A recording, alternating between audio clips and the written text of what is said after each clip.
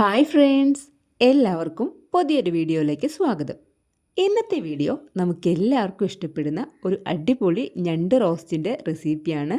അപ്പോൾ ഇതാണ് നമ്മൾ ഞണ്ട് റോസ്റ്റിന് വേണ്ടി വാങ്ങിച്ചു വെച്ചിരിക്കുന്ന ഞണ്ടുകൾ. അപ്പോൾ നമുക്ക് ഇത് നല്ലപോലെ ഒന്ന് ക്ലീൻ ചെയ്തെടുക്കണം. ക്ലീൻ ചെയ്തെടുക്കുന്നത് എങ്ങനെയാണെന്ന് ഞാൻ ഈ വീഡിയോയിൽ കാണിക്കുന്നില്ല. ഞാൻ ഇതിന് ശേഷം ഒരു വീഡിയോ നമ്മൾ ഞണ്ട് ക്ലീൻ ചെയ്യുന്നതിനെക്കുറിച്ച് അപ്ലോഡ് ചെയ്യുന്നുണ്ട്.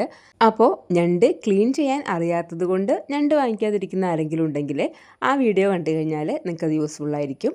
ഞാൻ നമ്മുടെ ഞണ്ടൊക്കെ ക്ലീൻ ചെയ്തെടുത്ത് അതിൽ കുറച്ച് മഞ്ഞൾപ്പൊടി ഇട്ട് കൊടുത്ത് കുറച്ച് സമയം വെച്ചിട്ടുണ്ടായിരുന്നു.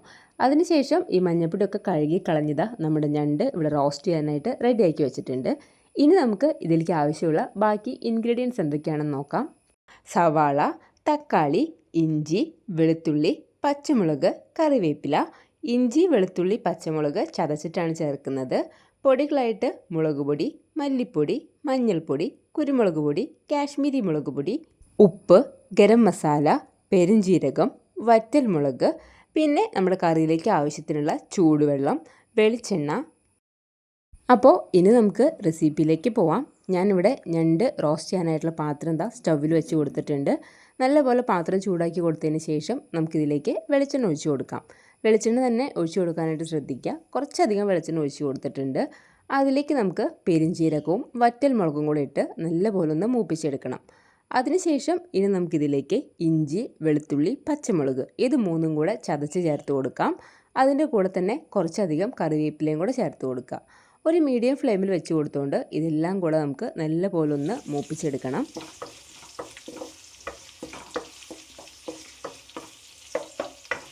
ഇഞ്ചിയുടെ പച്ചമണമൊക്കെ മാറ്റി നമ്മുടെ വെളുത്തുള്ളിയൊക്കെ ഒന്ന് മൂത്ത് വരുന്ന സമയത്ത് ഇനി നമുക്കിതിലേക്ക് ഒരു വലിയ സവാള പൊടിയാക്കിയിട്ട് അരിഞ്ഞിട്ട് അതും കൂടെ ഇതിലേക്ക് ചേർത്ത് കൊടുക്കാം.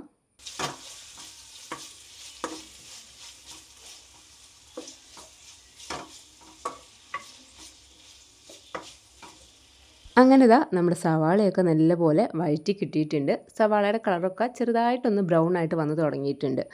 അപ്പോൾ ഇനി ഞാനിതിലേക്ക് ചേർത്ത് കൊടുക്കാൻ പോകുന്നത് ഒരു വലിയ തക്കാളി അല്ലെങ്കിൽ ഒന്നോ രണ്ടോ ചെറിയ തക്കാളികൾ ചെറിയ പീസുകളാക്കി മുറിച്ച് അതും കൂടെ ഈ സവാളയിലേക്ക് അങ്ങോട്ട് ചേർത്ത് കൊടുക്കുക. എന്നിട്ട് നല്ലപോലെ ഒന്ന് മിക്സ് ചെയ്തതിന് ശേഷം നമ്മൾ ഈ തക്കാളിയും കൂടെ നമുക്ക് നന്നായിട്ടൊന്ന് വഴറ്റി കിട്ടണം. അങ്ങനെ തക്കാളിയും നല്ലപോലെ സവാളയിലിട്ട് വഴറ്റിയെടുത്തിട്ടുണ്ട്. ഇനി നമുക്കിതിലേക്ക് ചേർത്ത് കൊടുക്കാനുള്ളത് പൊടികളാണ്. പൊടികളായിട്ട് മല്ലിപ്പൊടി, മുളക് പൊടി, മഞ്ഞൾപ്പൊടി, ഗരം മസാല, കുരുമുളക് പൊടി, കാശ്മീരി മുളക് പൊടി, പിന്നെ നമ്മുടെ ടേസ്റ്റിനനുസരിച്ചുള്ള ഉപ്പ് ഇത്രയും ചേർത്ത് കൊടുത്ത് ഫ്ലെയിം സിമ്മിലിട്ട് കൊടുത്തുകൊണ്ട് നമുക്ക് ഈ സവാളയൊക്കെ ആയിട്ട് ഈ പൊടികളൊക്കെ നല്ലപോലെ ഒന്ന് മിക്സ് ചെയ്ത് കൊടുക്കാം. പൊടി കരിഞ്ഞു പോവാത്ത പോലെ പൊടി നന്നായിട്ട് അങ്ങോട്ട് ചൂടാക്കിയിട്ട് എടുക്കുക.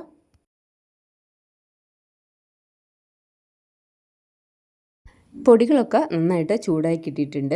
ഇനി നമുക്കിതിലേക്ക് നമ്മൾ നേരത്തെ ക്ലീൻ ചെയ്ത് വെച്ചിട്ടുണ്ടായിരുന്ന നമ്മുടെ ഞണ്ടിൻ്റെ കഷ്ണങ്ങളും കൂടെ ഇങ്ങോട്ട് ചേർത്ത് കൊടുക്കാം. ഇനി ഈ മസാലയായിട്ട് ഈ ഞണ്ടിൻ്റെ കഷ്ണങ്ങൾ നന്നായിട്ടൊന്ന് മിക്സ് ചെയ്ത് കൊടുക്കണം. ഈ മസാലയൊക്കെ ഇതുമ്മക്ക് പിടിക്കുന്ന പോലെ നല്ലപോലെ ഒന്ന് മിക്സ് ചെയ്ത് കൊടുക്കുക. മിക്സ് ചെയ്ത് കൊടുത്തതിന് ശേഷം ഒരു 2 മിനിറ്റോളം നമുക്കൊരു മീഡിയം ഫ്ലെയിമിൽ ഇട്ട് കൊടുത്തുകൊണ്ട് അങ്ങനെ വെച്ച് കൊടുക്കാം. അതിനുശേഷം ഇനി നമുക്കിതിലേക്ക് കുറച്ച് ചൂടുവെള്ളം ഒഴിച്ചു കൊടുക്കാം. ഞണ്ടിൻ്റെ റോസ്റ്റാണ് ചെയ്യുന്നത്, അതുകൊണ്ട് തന്നെ ഒരുപാട് വെള്ളം നമുക്ക് ഒഴിച്ചു കൊടുക്കേണ്ട. അതുപോലെ തന്നെ നമ്മുടെ ഞണ്ട് വേവാൻ അങ്ങനെ ഒരുപാട് സമയത്തിൻ്റെ ആവശ്യമില്ല. അപ്പോൾ നമുക്ക് കുറച്ച് വെള്ളം ഒഴിച്ചു കൊടുത്താൽ മതി. എന്നിട്ട് ഈ വെള്ളവും ഈ മസാലയും ഒക്കെ കൂടെ നല്ലപോലെ ഒന്ന് മിക്സ് ചെയ്ത് കൊടുക്കുക. ഒരു 2 മിനിറ്റോളം നമുക്കിതങ്ങനെ തുറന്ന് വെച്ച് കൊടുക്കാം. അതിനുശേഷം നമുക്കിനി മീഡിയം ഫ്ലെയിമിൽ ഇട്ട് കൊടുത്തുകൊണ്ട് ഇത് അടച്ചു വെച്ചിട്ട് ഒന്ന് വേവിക്കാനായിട്ട് വയ്ക്കാം. ഏകദേശം ഒരു 10 മിനിറ്റോളം നമുക്കിതിങ്ങനെ അടച്ചു വെച്ച് കൊടുക്കാം. അപ്പോഴേക്കും നമ്മുടെ ഞണ്ടൊക്കെ നല്ലപോലെ വെന്ത് കിട്ടിയിട്ടുണ്ടായിരിക്കും. അതുപോലെ തന്നെ ഈ അടച്ചു വെച്ച് കൊടുക്കുന്ന സമയത്ത് നമ്മുടെ ഈ ഞണ്ടിലുള്ള വെള്ളം കൂടെ നമ്മുടെ ഈ പാത്രത്തിലേക്ക് അങ്ങോട്ട് ഇറങ്ങി വരികയും ചെയ്യും. തുറന്ന് നോക്കുമ്പോൾ കുറച്ച് വെള്ളം കൂടെ അതിലേക്ക് ഇങ്ങനെ കിടക്കുന്നുണ്ട്. അപ്പോൾ നമ്മുടെ ഞണ്ടൊക്കെ ഏകദേശം വെന്തിട്ടുണ്ട്. ഇനി നമുക്ക് ഈ വെള്ളവും കൂടെ നല്ലപോലെ ഒന്ന് വറ്റിച്ച് നന്നായിട്ടൊന്ന് റോസ്റ്റ് ചെയ്തെടുക്കേണ്ടതായിട്ടും കൂടെ ഉള്ളൂ. അപ്പോൾ നമുക്കിനി ചെറുതായിട്ട് ഇതൊന്ന് ഇളക്കി കൊടുക്കാം.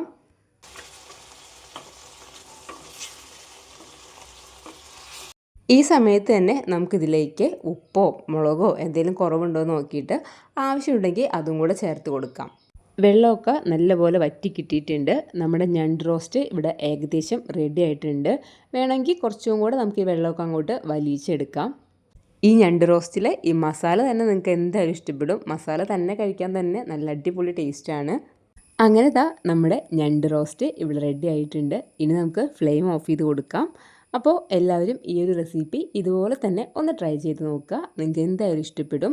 ചോറിൻ്റെ കൂടെയോ ചപ്പാത്തിയുടെ കൂടെയോ അപ്പത്തിൻ്റെ കൂടെയോ ഒക്കെ നിങ്ങൾക്ക് ഈ കറി കഴിക്കാനായിട്ട് പറ്റും. നല്ല ടേസ്റ്റിയാണ്. അപ്പോൾ എല്ലാവരും ഇതൊന്ന് ട്രൈ ചെയ്ത് നോക്കുക. അപ്പോൾ ഇന്നത്തെ നമ്മുടെ ഞണ്ട് റോസ്റ്റ് നിങ്ങൾക്ക് ഇഷ്ടപ്പെട്ടിട്ടുണ്ടെങ്കിൽ നമ്മുടെ വീഡിയോ ലൈക്ക് ചെയ്യാനും ഷെയർ ചെയ്യാനും കമൻറ്റ് ചെയ്യാനും മറക്കല്ലേ. അതുപോലെ തന്നെ നമ്മുടെ ചാനൽ സബ്സ്ക്രൈബ് ചെയ്യാതെ വീഡിയോ കാണുന്ന ഒരുപാട് പേരുണ്ട്. അപ്പോൾ ഒന്ന് സബ്സ്ക്രൈബ് ചെയ്ത് നമ്മളൊന്ന് സപ്പോർട്ടും കൂടെ ചെയ്തേക്കണേ. അപ്പോൾ ഇനി നമുക്ക് പുതിയൊരു റെസിപ്പിയായിട്ട് അടുത്ത വീഡിയോയിലൂടെ കാണാം. അതുവരേക്കും ബൈ.